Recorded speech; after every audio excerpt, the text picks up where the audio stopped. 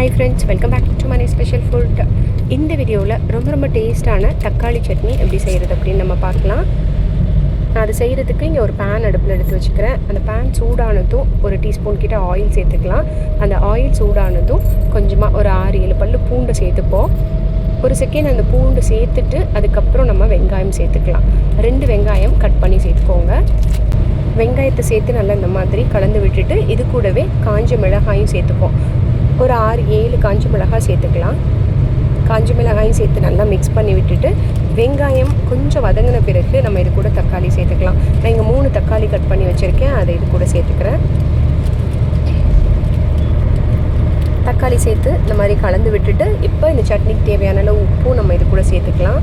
உப்பு சேர்த்துட்டு கொஞ்சம் நேரம் அப்படியே வச்சிடலாம். தக்காளி கொஞ்சம் வதங்கட்டும். இந்தளவுக்கு தக்காளி வெங்காயம் எல்லாம் வதங்கினதும் நம்ம ஸ்டவ்வை ஆஃப் பண்ணிடலாம். ஆஃப் பண்ணிவிட்டு அதை நல்லா ஆறின பிறகு ஒரு மிக்ஸி ஜாரில் எடுத்து சேர்த்துட்டு அப்படியே அரைச்சி எடுத்துப்போம். கொஞ்சமாக தண்ணி சேர்த்து அரைச்சி எடுத்துக்கலாம். அந்த கடாயில் கொஞ்சமாக தண்ணி சேர்த்து நான் மிக்சியில் சேர்த்துருக்கேன்.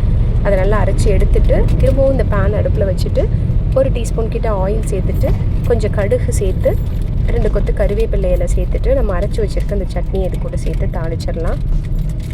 அவ்வளோதான், ரொம்பவே டேஸ்ட்டாக இருக்கும். மார்னிங் இட்லி கூட இந்த சட்னி அருமையாக இருக்கும் டேஸ்ட்டு. நீங்களும் ஒரு டைம் தக்காளி சட்னி இந்த மாதிரி ட்ரை பண்ணி பாருங்கள். இதே மாதிரி ஒரு சூப்பரான ரெசிபியோடு நம்ம அடுத்த வீடியோவில் பார்க்கலாம். Bye bye.